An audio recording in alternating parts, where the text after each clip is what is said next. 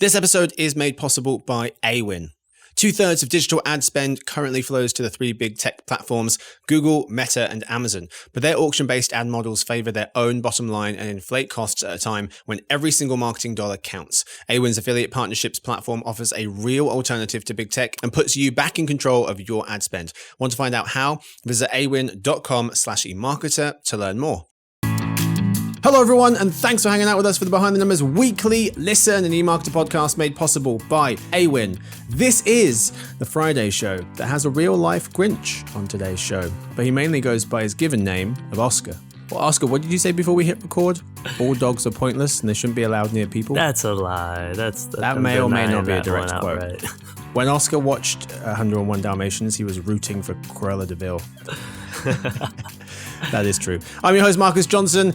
In today's show, is it too early to talk about Generation Alpha? A brand would be silly not to worry about them and what type of images or what do they react to or how are they inspired, because they are going to their parents and saying, obviously they don't have money, so they're not buying it directly, right? But they are asking for things. Delivery without the box. I mean, ethically, I can understand it as well. Although I would argue, aren't we recycling those boxes? Aren't they being used again? Isn't that the point of them? What is happening on TikTok Live? Some of this odd behavior that we're seeing on live streaming is definitely, it's not, new to social media. People have been doing weird stuff on streams on Twitch and YouTube for a while. Fast fashion looks to repairs, the future of website design, and what are the most popular amusement or theme parks in the world.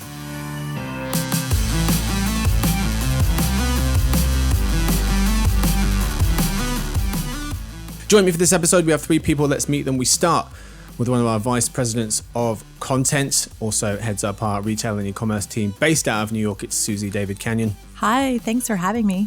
Hey, Susie. We're also joined by one of our senior analysts on that very retail and e-commerce team, also based out of New York. It's Blake Drosh. Hello, everyone.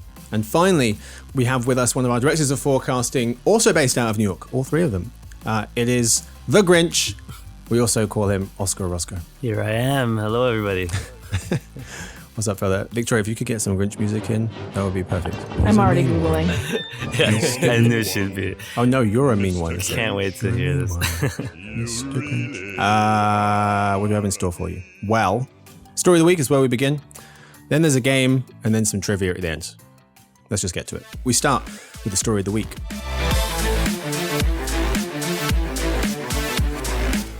Is it too early to talk about Generation Alpha? That could be a statement or a question. An article by Davina Ajana of Getty Images Creative Insights does a nice job of introducing us to the Generation Alpha that is. She writes that this is the first generation to be born entirely in the 21st century. Between 2010 and 2025, they will make up 1 in 7 people in the world, outnumber boomers by 2025, which is in 2 years, and start reaching adulthood by 2030, which is in just 7 years. A recent article in PR Newswire writes, "Move over millennials and Gen Z, it's time to make space for Generation Alpha." It notes that they are kids of millennials starting to turn 13, they say in this. Depends on what range you're talking about, but it's somewhere in that range of some people say 9, 10, 11, 12 and below, basically. But they're starting to turn 13, this article notes, and still being born, and will be the largest generation ever with the biggest spending power. A generation that will not know a world without AI, gaming, AR, and streaming. But folks, is it time to make space already for Generation Alpha? I don't think it's ever too early, right? Brands need to really understand who the up and coming consumers are so that they can get ready to welcome them into their space. Plus, to be honest, we know from a lot of different research that kids influence households, right? So understanding who the kids in the household are to try and get their attention is also a win. Right. Because even if you're not selling directly to kids, just to kids, they are already starting to influence household purchases. And there was some Morning Consult research saying that a child's influence on household purchases starts from around the age of 5. And so they were saying for 5 to 9-year-olds, 85% of their parents said that their kids had asked for products seen in stores, and Generation Alpha being, the top end of that 0 to 10 range. So I don't think that's new. I don't think it's new. I don't know what the 85% is for when Gen Z was that age range or when millennials or X. I don't know what the percentage is. It's too bad they didn't have it for us, but it's definitely not new. Just think about all the images you see of parents with a kid or guardians, someone with a kid at a grocery store, and they're like, oh, can we have this cereal? And oh, can we have these chips? Yeah. And like, it is not a new phenomenon. No, it's probably similar across generations. It's interesting just to see like at what age do they really start having real influence? But I think you're right, Susie. It's probably been a similar age going back however many generations. And if it's not new, then why are we focusing so much on that? For example, as a Gen Alpha type of, personalized Gen Alpha thing, right? And that's what I was going to get to at the beginning, Mark, is I think I kind of disagree a little bit here. I'm not saying to completely ignore Alpha, but it's about something you said at the beginning, which was, well, we're kind of not sure how to define them yet. They might be 9 to 13. And I think that's one of the main problems at the moment, that it's not very clearly defined. Gen Z goes out to 2012 as the youngest Gen Z. So what we're saying is anyone that's an Alpha at the oldest would be 10 years old right now and much younger. So if we are thinking as marketers here, why don't we focus on maybe millennials as parents, which we have a lot of research on, right? And we can do. So my issue with alphas is that they are still very young, and we're not quite sure what alphas are yet.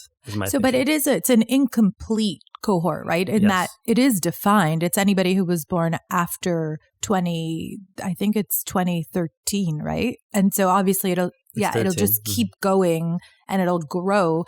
And I actually think that there is some true differences between Gen Alpha and the others, which is I didn't even occur to me. And I think about my brother's kids. One of them is in this generation pool-ish on the cusp. His social network is not Instagram, or assuming that he was allowed to be on those platforms, but it's gaming. He's allowed to be on Roblox, and that's where they're making, I hope he's not, but I feel like that's where kids are learning things and meeting people and talking about trends, and maybe not at 5 years old, but they're on it, right? I think that's probably one of the biggest defining things. Yeah, that was one of the observations from some of the research we looked at. Gaming becoming the new social network, and they're using it to express creativity more than socializing. The article was saying Gen Z are content creators, Gen Alpha are becoming world builders because they're on platforms that cater to that: Fortnite, Discord, Roblox.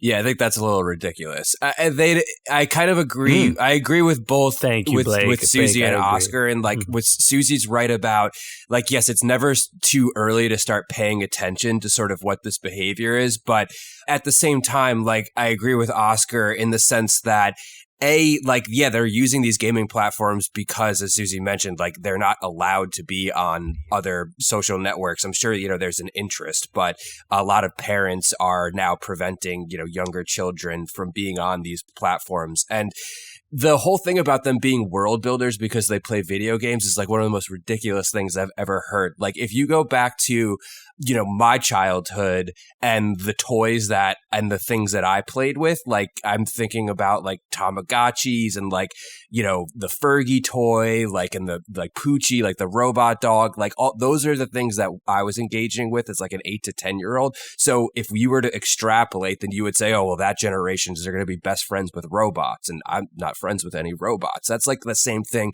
That's the same comparison as saying they're going to be world builders because they play Roblox instead of, creating content on social media. It's just a weird extrapolation. I just think that we're being too literal about the world builder, although I agree. But that's what they're saying. Silly. Yeah, it's a bit of a silly thing. What I think is also very different from the other generations, which we haven't talked about, is that this is a generation that is Web3 based, right? I'm obviously not saying metaverse on purpose. The Web3 based, where it's not a linear space anymore. The web, it's interactive, and it's more and more information is at their fingertips in a more responsive, sort of interactive, dynamic way that they can see themselves in.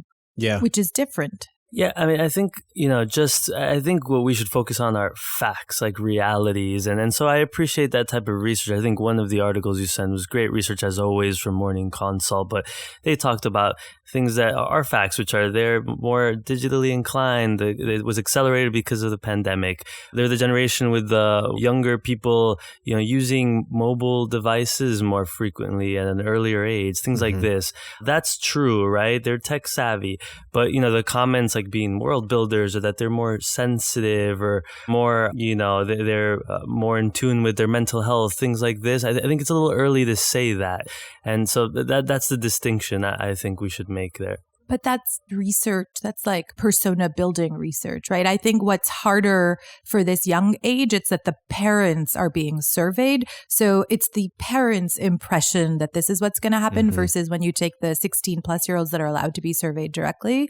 So in that way, yes, maybe it's a little bit extra, but that's how personas are built. That's how they decide if you're a value-driven shopper and you're going out for the deal, or if you prefer gamification.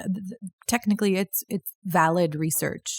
I just think that it's too early, and they're not even teenagers yet. So, yes, we can, I understand the persona-driven research bit, but, I think we need to maybe wait a few more years, not just to, because how we're defining it is some of these alphas are not even born yet. They're supposed to be born out to 2025. Yeah. So maybe we should wait a few more years, see how they develop as independent thinkers, and maybe wait until they're at least teenagers. Yeah, I'd love to look at like some of the research from, if we could go back 10 years and see what people were saying about Gen Z, and be like, okay, well, how right were they about, these really, really early insights? Because maybe there's some kernels of truth, but like a lot of it is just, okay, well, these are 8 to 10 year olds and they're not like fully formed by any means. So their habits and personality traits, can and will change over time, because, a lot of this research is based on, what is the world that they're growing up in, but we don't really know the world that they're going to be growing up in because they're only half grown at this point.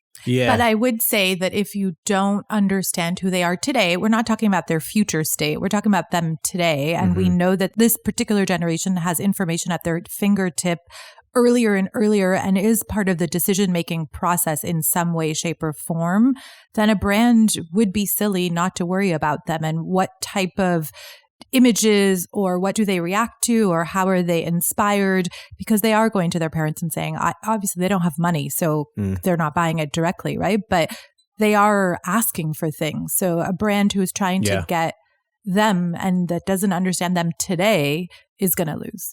Yeah. I think I'm going to release a line of Napoleon action figures, because they're all world builders. So if these theories are correct, then this should be the hottest selling toy for the holiday season 2023. Guys, you're being too literal. The two biggest questions could be. When should you pay most attention to these guys? When's the right time to pay a decent amount of attention to this generation? And then how are they going to be different from other generations, just the way we've seen with previous ones? What is interesting, I think, is that quite soon, I mean, Susie, to your point, like you want to pay some attention, because if you're paying no attention, before you know it, blink, and they could be part of the labor force quite quickly. And there was some study from McCrindle Research looking at the labor force.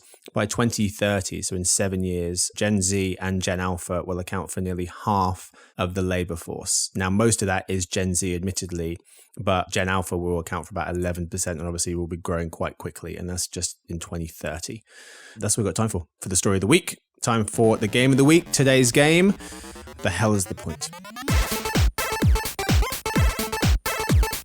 Where I read out 4 stories, and Susie, Blake, and Oscar give us their main takeaways. Okay answers equal 1 point, good answers equal 2, and answers that give you the same feeling. I'm saving $400 on a flight. No, not that. Ooh, that's a good one. How much time did you spend? That would give you Susie? a good feeling. That was a good one. But how long did it take you? Inconsequential. Okay, that means too long. No, well, if you're watching TV and surfing to look for a better price, does that count as time I don't know, spent? Oscar, what your Gotta be a time bit more spent expert. efficient than that. I don't think that's efficient enough. You gotta focus on it solely. See, Marcus, then I would say 3 hours max. Big max. Yeah, big, then it'd be max. worth it. You Whoa, said whoa, whoa, you spent 3 2 weeks hours? doing I don't know this. about that. I mean, but I was watching TV. How many I sites was did you go to? I rest my I case. went maybe less than 10, honestly, less than 10. Okay. If you're near double figures, it's a problem. Answers that give you the same feeling as mint choc chip. Yeah? Nausea? No? Yuck. Yeah. This is some blasphemy You know happening what? right I now. love Come mint on. chocolate chip. Go I on, love Victoria. it. Say This that is- again. This is some blasphemy happening right now. Thank you. Exactly. Have you ever had a I'm bringing it Oreo to this. thin No, mint that's flavored? gross. It's delightful. Oh, thank God, Victoria. Sounds horrible. Thank goodness you're here. Forget the rest of you. Just It's like the rest of candy. you are out. Like, Me and Victoria are going to play the We game. lost. Yeah. You're all lost. Victoria already wins. lost Victoria yesterday. wins. Congratulations to Victoria. Oh my God, you guys thank you so much. All right, I guess we should play the bloody game, even though you guys have terrible ice cream preferences. Yeah, answers that leave you with mint choc chip feelings. They get you 3 points. You get 20 seconds to answer before you hear this. If you ramble, Susie, I will brandish a yellow card and negative 2 points for you. 2 yellows gets you the dreaded red. And a sending off. Or in our case, you have to hover awkwardly in the background in silence until we finish playing. Most points equals belt plus last word. Let's play. We start with Oscar. Round 1.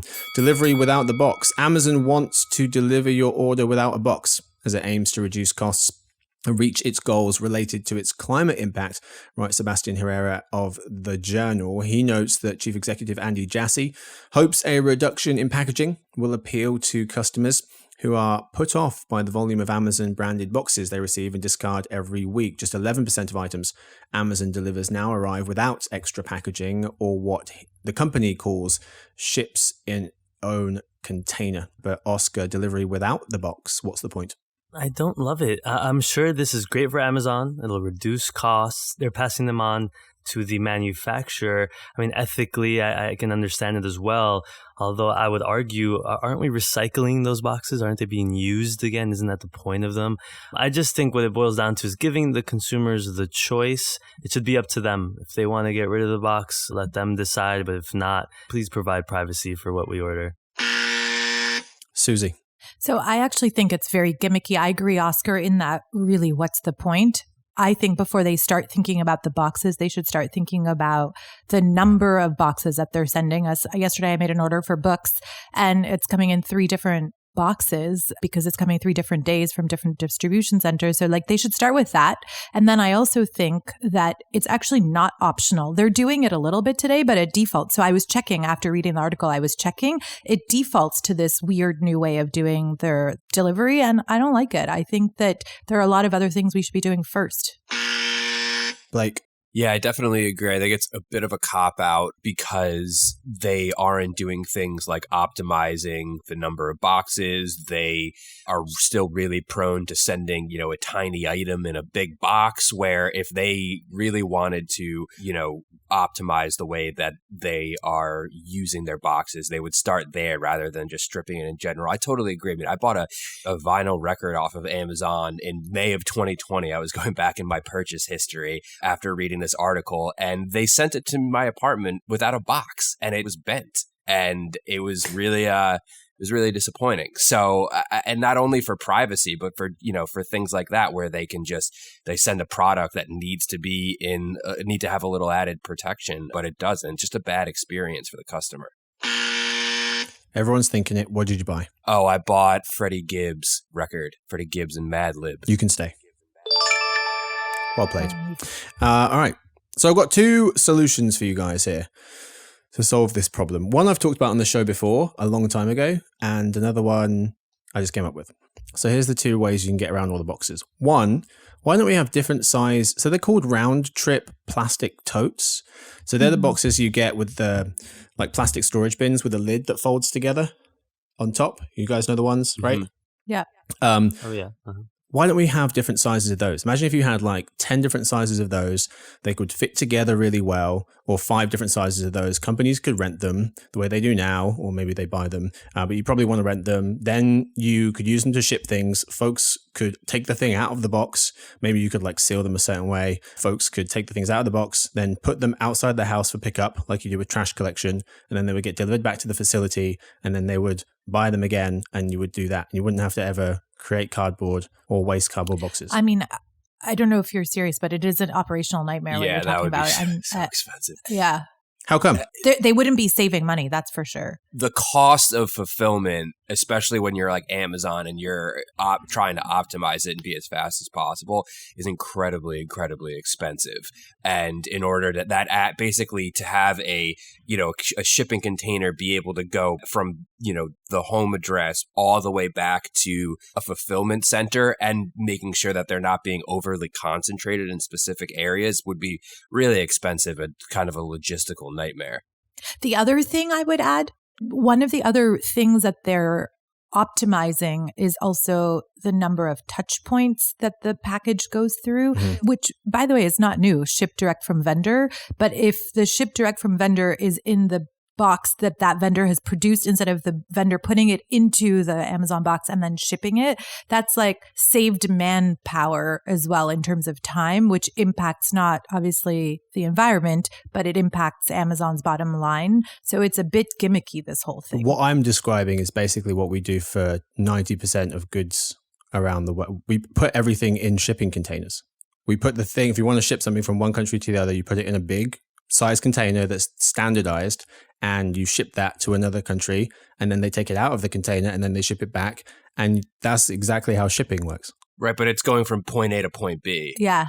And it's like tablets of stuff, right? So everything is like perfectly aligned, fits perfectly into the container. They don't need to put extra plastic or bubble wrap or any. It's like all perfectly measured. Okay. The pallets, not tablets, pallets. So you guys are out on that one. Yeah. Fair enough. Thought I'd solve that. They could be collapsible as well, but never mind. I've got another one for you. So you can install delivery bins at homes. They're basically oversized mailboxes. And then you could bring the stuff, take it out of the box that you've brought it in, and as opposed to leaving it on your doorstep without a box, like Oscar was saying, can be horrifying. You could put it in this oversized mailbox and it could be like locked. So what makes me sad about that option is because in one of the articles that someone was saying how they could see it working for books, but I think that's the worst idea. Imagine how dirty your book is going to get and all the pages are going to get bent, right? So I think, well, unless the bookmaker puts it in a plastic bag and then we're wasting more resources. So I don't know that there's I'm not saying put it in a trash bin. This would be just like a clean, it's like I a know, big but just think about the like boxes that come to your house today, the way they are, how dirty they get. Sometimes it rains and they're like half wet. There's like mud on them. They're gross, some of them. Who's going to pay for the installation of these giant mailboxes? Because I don't see the people who own my building springing for that. It's hard enough to, get my drain unclogged. They don't want it. They're not going to want to buy one for the for sake that. of the environment. I would too. I think that might be a better idea than the first one, Marcus. Okay, but yeah, I have you. to think that one through a bit. You have to shoot the other one down There's to some promote this one. potential, Okay. a little bit of potential there. Yeah. Well, also like most Amazon products are below £5 in weight. So we're not delivering just couches. I thought most things would fit. It's basically just like Amazon lockers have now, but at home. It's the same concept. All right, fine. Yeah. You guys are frightfully pessimistic. Just trying to save the planet. Never mind. The thing is, it's like you have to find ways to save the planet. You guys live in your cardboard-filled world where it's wasted all the time. I recycle. Do you? Same. Absolutely. But you can only recycle so much because sometimes boxes, like they don't get put in the right recycling thing, or sometimes if they get dirty, then people won't be able to recycle it. And if you recycle, that still uses up energy and it's still more wasteful than not. Agree.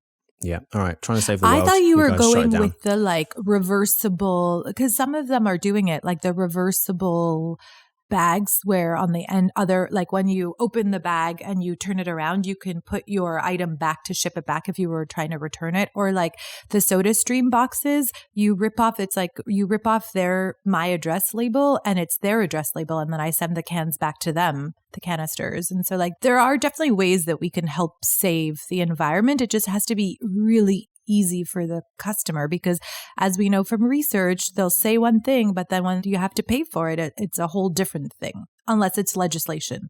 This is also how groceries get delivered, at least in the UK. So if Waitrose comes to your door, it's a supermarket, they bring all the items in a plastic crate and they bring them to your door. You take the crate, you put it in your house, you take the things out, you give them the crate back. Now, admittedly, you have to be there for that. So you could argue that that's a problem, but they don't have cardboard or plastic bags. They bring your items loose in a green crate. This is exactly the crate I described, and they hand it to you and you take them out. So that is happening in some form or fashion, at least in And they supermarket wait in for the UK. you to unload the box and then they take the box back. Yep. Yeah, it just takes they're like just a minute. less margin conscious. And there are just fewer people doing it. I mean, that the demand for delivery in that sense is already strained for a lot of grocery companies. That if you made that the fulfillment method for everything, it just wouldn't be able to keep up. -10 for everyone. Bunch of pessimists. -10 for bad ideas, Marcus. What is how unbelievable? These are two great ideas. I'm getting nothing from you guys. I'm listening because I'm liking some of what I'm hearing. Thank you, Oscar. Yeah. You're just trying to get points back. It's not happening. Round 2. What's happening on TikTok Live? Caroline Mims Nice of The Atlantic writes that the live streaming section is a non-stop online carnival. TikTok Live, that is. Weird, flashy, maximalist, and messy.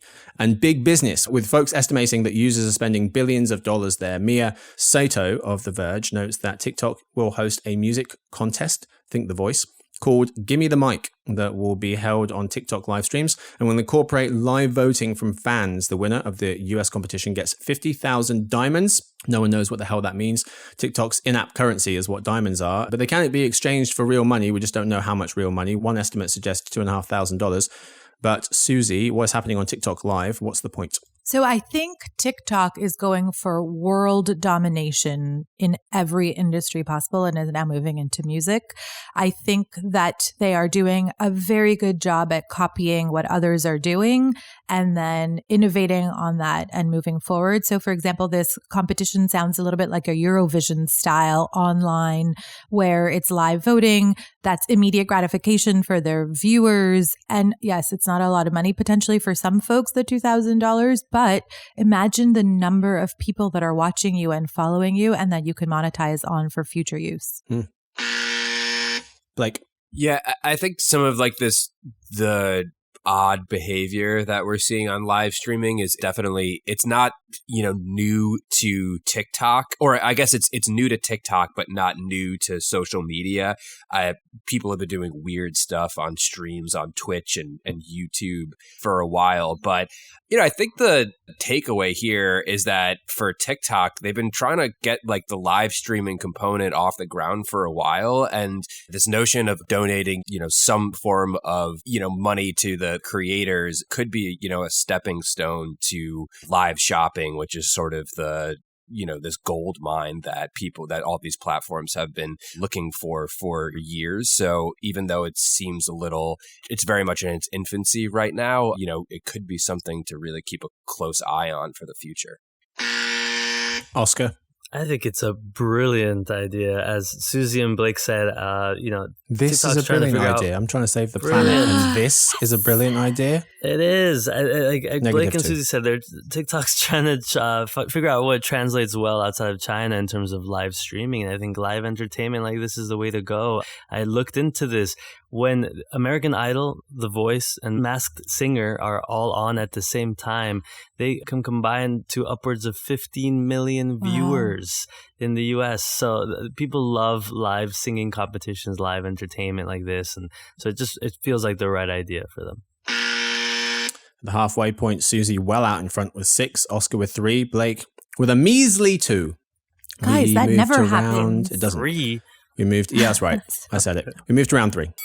We start with Blake for fast fashion looking to repairs. Fast fashion aims to mend its image with repairs, writes Trevor Moss of the Wall Street Journal. He notes that brands are encouraging shoppers to patch up their old clothes instead of throwing them out as they face growing environmental scrutiny. Mr. Moss points to a number of examples. Zara this year is launching nationwide repair services in several of its largest markets. Uniqlo is adding repair studios to a number of stores, and H&M-owned COS is working with a startup to help customers fix damaged dresses and jackets. But Blake, fast fashion looking to repairs, what's the point? I guess the point here is that it's really just going to be sort of PR for these fast fashion companies unless people decide that they really want to use it. But I think that the consumer appeal for fast fashion is really to get the latest season styles. And that's not really conducive to, sort of patching up what was in trend a season ago. So I don't really think that consumers who are into fast fashion for those reasons are going to be incentivized to use these services very much. Oscar. Yeah, I'm very skeptical. I think it's primarily a marketing ploy. I mean, the fast fashion brands are being forced to do something here. I just think, most people won't be using the services. There was one quote on the price there. Are you really going to pay $13 to, mend a hole in a shirt that costs you, $25 or $30? I don't think so. Plus, clothes, it's not just about a hole. The colors fade and the textiles are stretched out and things just get old. So I think it's mainly that. I would highlight more the fact that these programs also allow for products to be donated and potentially even sold for a small price. So I think that's more of what consumers will be using, not getting anything fixed for an added price. Susie. Just in general, we're hearing a lot of buzz around this. Some of it is legislation driven. Some of it is the UN trying to get people on the same page around the world. I think it's interesting that Europe is ahead of us here in the US. It is something that they've been doing for a long time. It's something that a lot of brands have been doing for a long time, especially the higher end brands, because why would you spend a lot of money on something and not get it fixed? Here, like Oscar is noting, it's a quality issue, right? They are trying to do some cool things. Like I thought the patches that they're trying to sell on H&M to try and do your own with tutorials was kind of clever. Although my mom put patches on our jeans when we were kids. So again, it's a revival of what we were already doing.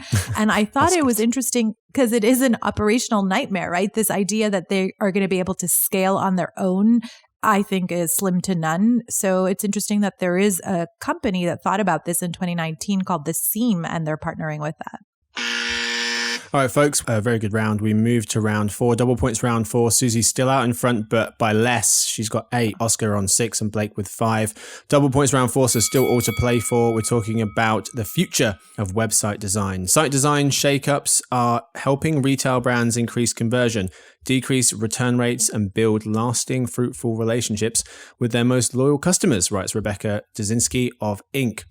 She notes a few ways businesses are transforming e-commerce, from gamification and quizzes that let brands ask questions and learn about customers in a way that's baked into the flow of the experience, to image recognition technology that uses AI to attribute more accurate customer-centric keywords to products at scale. For Oscar, the future of website design, what's the point? I do think that retailers sometimes focus too much of their budget and energy on apps only. And I think that there are many retailers that could improve their web experience. A few come to mind, but I'll just name one. Amazon. Amazon's webpage is horrible. I'm sorry, Amazon. Love you, but it really is. So I think this makes a lot of sense. And there's so many great ideas out there. But, I think of Nike actually as one brand that does a good job. And what do they do? High level of personalization, loyalty programs, and just easier filtering to see sort of products and sizes and what's sold out and what isn't. So there's a ton that can be done. And I think many need to focus their energy on that. Susie.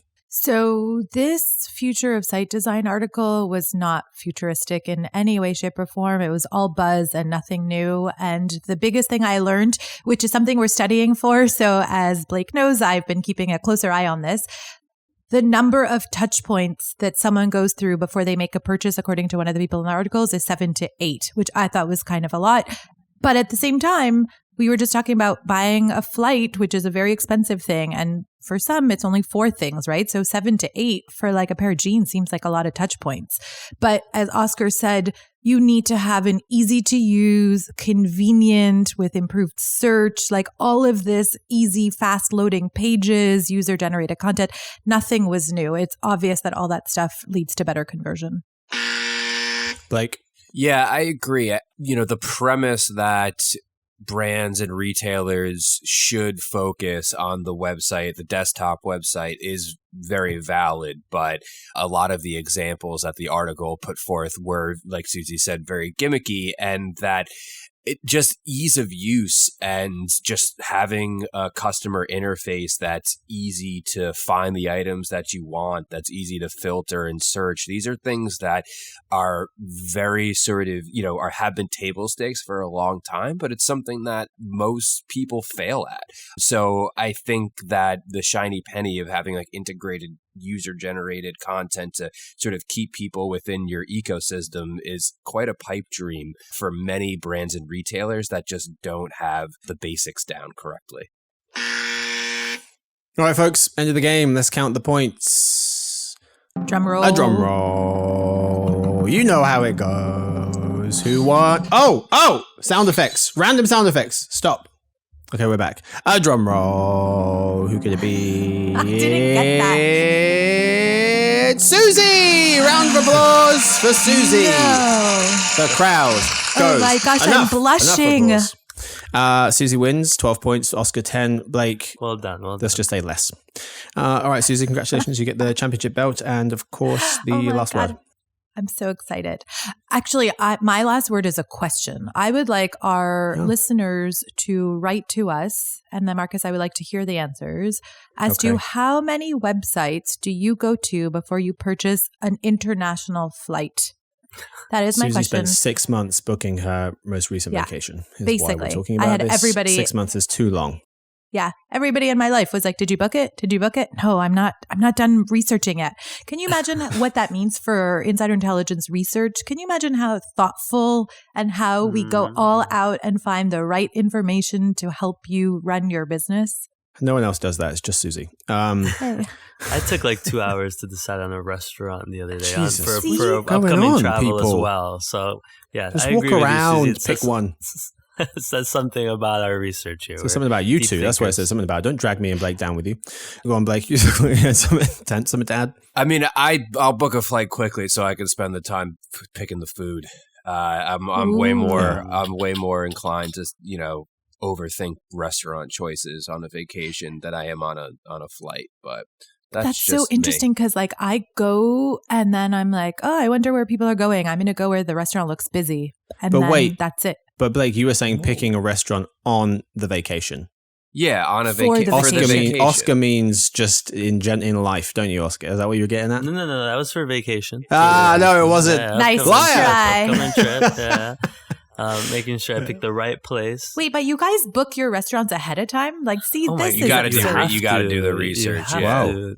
Oh, that's where the research goes. I mean, Okay. there are a few places, like Paris. I feel like you could kind of just walk in anywhere, but most of the time, even in places like Italy, if you're a little laissez-faire about it and just kind of looking around, like you can get a bad meal, and you only have so many meals on vacation, so you want them all to be good. A bad meal gotta at count. home is not great, but a bad meal on They've gotta vacation, count. that's devastating. I'm learning a Wow. lot about you guys. Wait, so do you ever go to this? Like, I sometimes go to the same restaurant twice if I thought it was really Yes, I'll do that on the Ooh. last night of vacation. Sometimes you double Really? back, you go to the one that you like the I love best. that. Yeah. yeah. You guys are such tourists. I love Maybe it. it just depends on how long you're there for. Would never do that. Reservations, guys. You gotta contact the restaurant weeks in advance. Oh my you gotta God. get your name. I on think there. Oscar is That's going too to much. these Michelin-starred restaurants. That's why. I told you he's I like, changed. I like he's my fancy now. vegetables tweezered, on my plate. Yeah. You're the worst so person. That makes sense. All right, let's move on. Time now for dinner party data.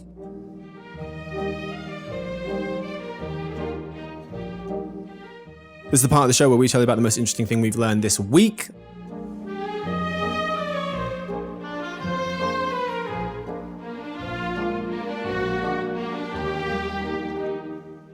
Let's start with Blake.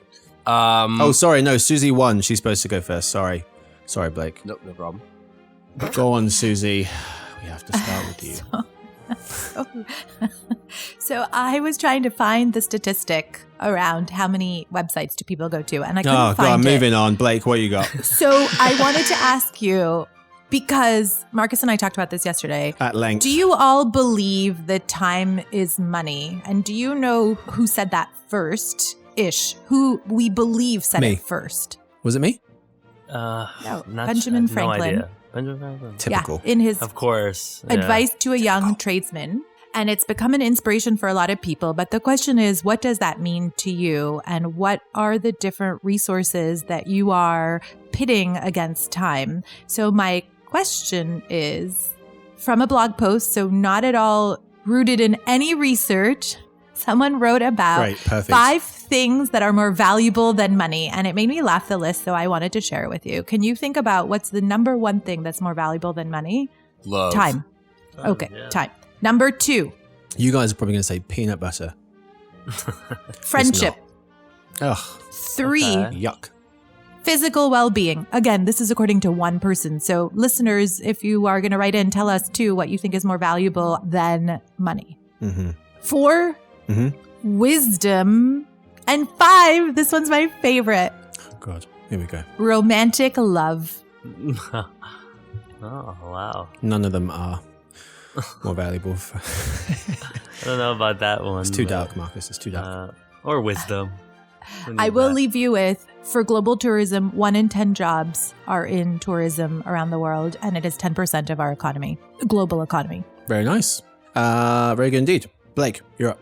I've been watching a lot of James Bond movies recently, and a lot of James Bonds, most specifically Daniel Craig, they tend to mumble a lot. So I've been watching them with the subtitles on, and I even though it's in English, I found at the same time this YouGov survey that just came out about how 38% of U.S. adults said that they most frequently watch TV with the subtitles on, even in a language that they know.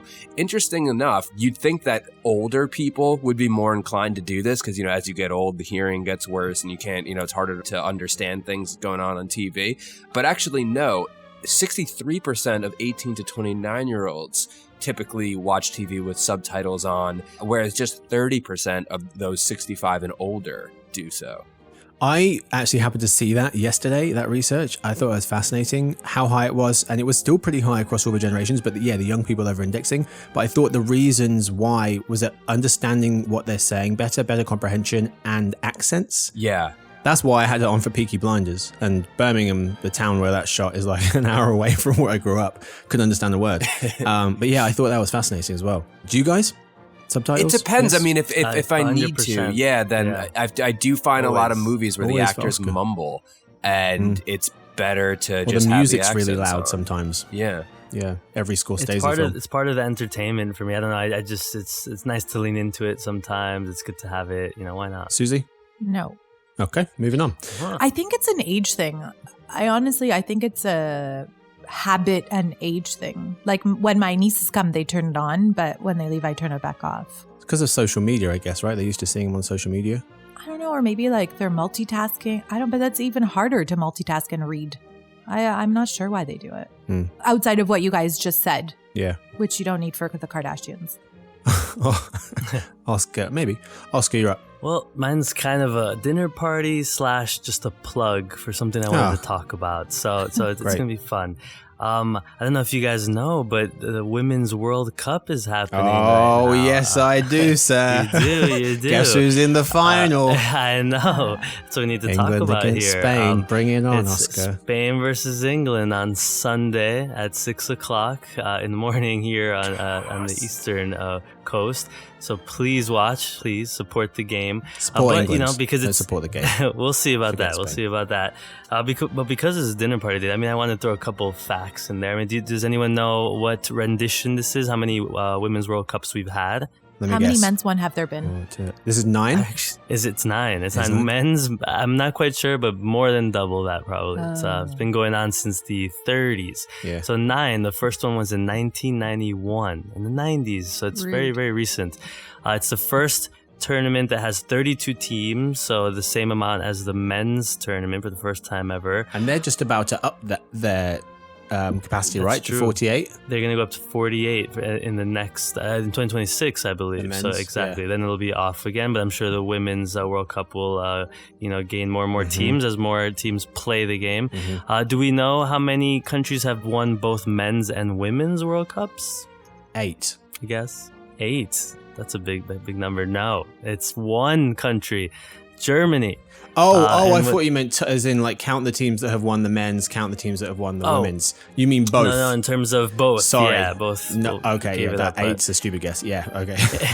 It'd be, so I was a little confused by that one. But yes, it's only Germany. Germany has won both the Women's and the Men's World Cup. But as you were saying, Marcus, this Sunday, Spain or England will be crowned the winner. England. Whoever wins will be, we'll see, Probably Spain. will be the second country to have won both the Men's and the Women's World Cup. So it'll be on Fox, 6 a.m. I have no more stats there, but as I said, it's a bit of a plug. So Very nice. really excited about the final. It was Yeah. a great tournament. Yeah, great one. 2 billion people around the world tuning into the Women's World Cup. So be one of them. It's been fantastic. Very nice. All right, folks, I've got one for you real quick. Talking about theme parks, amusement parks, same thing. This is from the TEA, the Themed Entertainment Association, and AECOM 2022 Theme Index and Museum Index, the Global Attractions Attendance Report. That's where this information is from. 5 facts for you about theme parks. So last year, 2022, nearly 200 million folks attended the top 25 amusement or theme parks around the world. That's nearly 80% of pre-pandemic 2019 levels. Number 2, can you guys guess the number 1 theme park in the world by attendance? Yes, Canada's Wonderland. Absolutely not. I forget the name. Disney's. What, I think it's Disney forget it. Paris. It might be no. Tokyo. It's Tokyo's up there. So number 5, Universal's Islands of Adventure, Florida, 11 million. Tokyo Disneyland is 12 million. Then it's Universal Studios Japan, 12.5. Disneyland Park in California is 17 million, and Magic Kingdom at Walt Disney in Florida, 17 million is number 1. Just How over did 17 Canada's million. Wonderland not make it on that list? It wasn't even close. Point number 3, Disney resorts account for 8 of the top 10 amusement or theme parks in the world by attendance. Florida, number 4, Florida accounts for 6 of the top 12 parks and 1/3 of the top 25 visits worldwide, just the state of Florida. And if you look at just the US or just North America, 2022 attendance at the top 20 North American amusement and theme parks was 140 million. That's nearly 90% of pre-pandemic levels. Water park attendance in North America, over 12 million a year, was 80% of pre-pandemic levels. Disney's Typhoon Lagoon in Florida topped the list. I've never been to any of these. Can you believe that? Really? Terrible childhood. Yeah, no. I was not Oscar's the thing parents, we if you're did. listening. So sorry he said that. What a terrible child. That's all we've got time for this episode. Thank you so much to my guests. Thank you to Oscar. Thank you for having me, Marcus. Of course, thank you to Susie. Thanks for having me. Yes, indeed. Thank you to Blake. It's been a pleasure. Okay. Oh, me too. I want something different to say. What can I say? You can say, Marcus, that was a brilliant job hosting. No one ever thanks the host. Like, oh, great job hosting, Marcus. You're really well. You're really good at your That's job. true. Never heard of that one. Yeah. Marcus, thanks for having me. Whatever. and Moving doing on. It's not the such a same. good job. I told you to say it. Congratulations, though, Susie. You did win the game of the week. Thank you to Victoria, who edits the show, James, who copy edits it, and Stuart, who runs the team. Thanks to everyone for listening in. You can head to Instagram at @BehindTheNumbers_podcast for photos of what we look like. We'll see you guys on Monday for the Behind the Numbers Daily, an e-marketer podcast made possible by AWIN. Happy weekends. Wait, Oscar, do you get your laundry sent out? And Yes, wow, big yes, flex. Wow, sent look at out, this and guy. I know. You see that little humble Oh, brag. yeah, exactly. Sorry, guys. I have My no laundry other just got choice. delivered, so I don't want to brag. I also have someone else in the house picking it up. Oh my Move. goodness. Wow. No, it's my girlfriend had to get it. But seriously, they were going wild on the bell. Sorry about that. You'll see a hand just come into the good screen to and go. just Oscar. Yeah. Oh my God, you're giving Paul Verna a run for his money with his I butler. have no other choice, guys. I can't do my You've own, changed, my own Oscar. laundry here. You've I changed. swear.